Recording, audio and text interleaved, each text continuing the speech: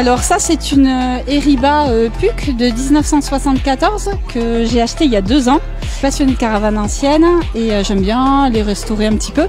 Mais celle-là elle était pas très en forme, donc il a fallu entièrement en fait la défaire complètement, l'amener à la structure. Donc c'était plus qu'une cage et la refabriquer entièrement. Sans plus grande connaissance, puisque je suis pas carrossier ni rien, hein, j'ai tout fait moi-même. Voilà, je l'aime beaucoup, je suis contente de lui avoir sauvé la vie. Je m'appelle Constance et dans cette série de vidéos, je vous propose que nous retracions ensemble la restauration complète de mon Heriba Puck de 1974, baptisée Sunny. Vous pourrez suivre le démontage et la refabrication complète de cette petite caravane avec son lot d'embûches, de fou rire et quelques petits conseils qui, je l'espère, vous aideront si vous avez le même type de projet. Sans grande surprise, puisque vous l'avez vu dans l'interview, ou derrière moi, je suis arrivée au bout de cette restauration. Si j'étais partie initialement sur quelques mois de travaux, il y a eu pas mal de rebondissements. J'ai finalement mis 2 ans entre l'achat et la fin de la restauration.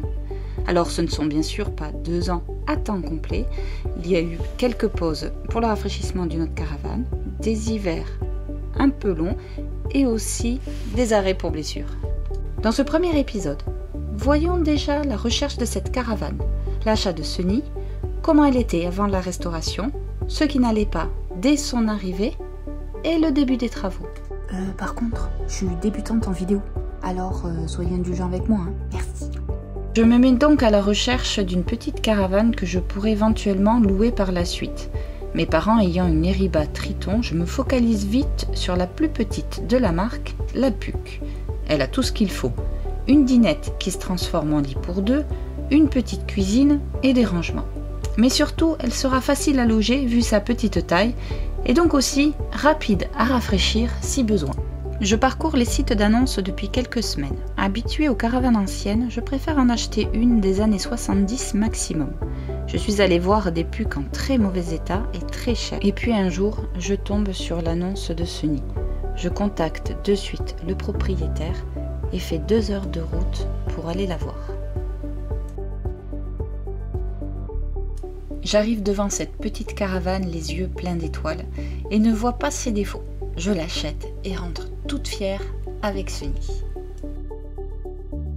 I'm waiting for you by candle's light. Fingers drift slow across the skin. I miss the tender voice waiting in the night. I feel your love alive within.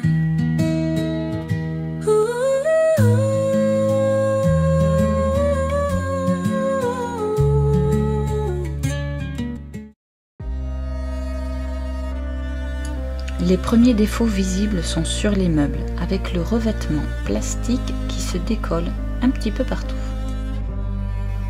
Et le pire, c'est ce jour que l'on voit à travers le plancher. Maintenant que Sunny est bien garé, à l'ombre, on voit vite que les tôles ont pris la grêle. Il y a des centaines et des centaines d'impacts sur son côté gauche. Le pire et ce dont je vais m'occuper en premier, ce sont les joints. Ils ont tous été peints, soit en rouge, soit de la couleur de la carrosserie. Ils ont donc brûlé, ils sont craquelés, ils n'ont plus aucune utilité. C'est la première chose que je décide d'acheter. Pour ce faire, je vais sur le site allemand Heribazar. Ce sont des professionnels de l'Heriba. Ils ont à peu près tout. Je trouve tout de suite les joints, vitres, portes, mais aussi tous les joints rouges qui servent aux rails ou les cache-vis. Il suffit d'envoyer un mail au contact et Anya, que je remercie beaucoup, vous envoie un devis. Pendant ce temps, j'attaque le moodboard de Sunny pour me donner du cœur à l'ouvrage. Cette petite sera lumineuse et colorée. De son côté, Sunny se repose quelques jours au sec dans un hangar pendant que nous préparons la zone de travaux. Septembre 2023, Sunny revient à la maison. Il est temps de la mettre sur cale pour commencer les travaux.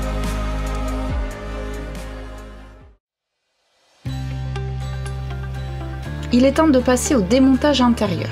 Armé de mes 2 nouveaux meilleurs amis, un super tournevis et du WD-40 super dégrippant, Je commence par dévisser les portes. Il y a beaucoup de vis sur les charnières piano qui sont toutes très oxydées. Après les portes de la petite cuisine, la penderie et les meubles hauts. 7 portes au total.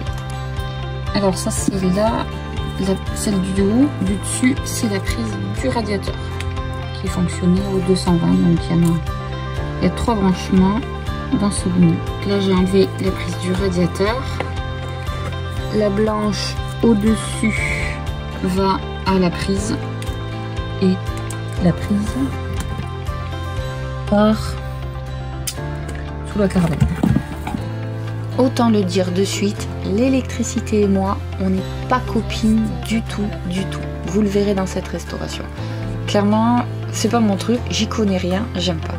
Alors ça sera mon premier truc. Il faut faire des photos de tout, des vidéos dès qu'on peut sur les montages, parce que si la restauration dure longtemps, on va finir par tout oublier. Photos, enveloppes, étiquettes, vidéos, c'est la clé du succès. Pensez aussi à tout garder. Certaines petites pièces ne se vendent plus ou sont très chères et il arrive que faute de temps ou de budget, on se retrouve vite bloqué. Après un premier après-midi de démontage, plus de portes ni de dessus de cuisine. Alors, petite vidéo démontage de la partie très abîmée. Voilà, c'est juste pour voir que le simili qui recouvre la roue de secours passe tout dessous et l'autre était comme ceci, plaqué dessus et ben collé. Voilà.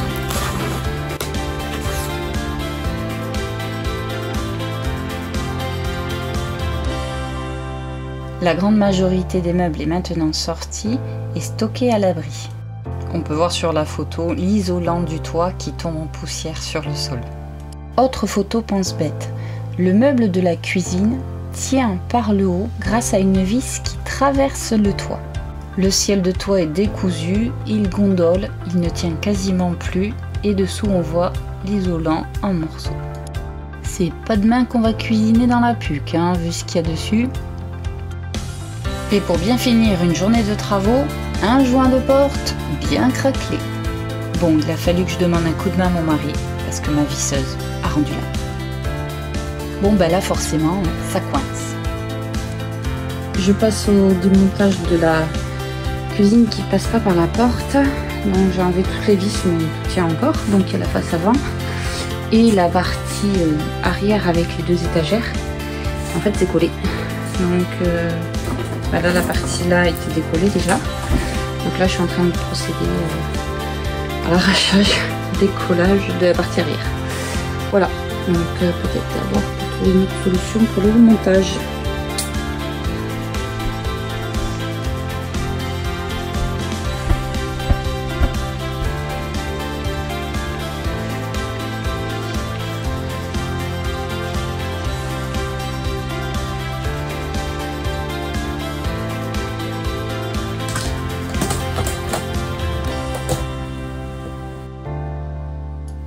Et voilà ce nid après 4 jours de démontage. Ce n'est plus qu'une coquille vide, ou une bonne base pour tout redémarrer.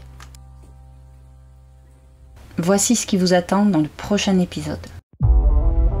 Dans l'épisode 2, il y aura du sport, encore du sport, de la souffrance, des bêtises et une catastrophe.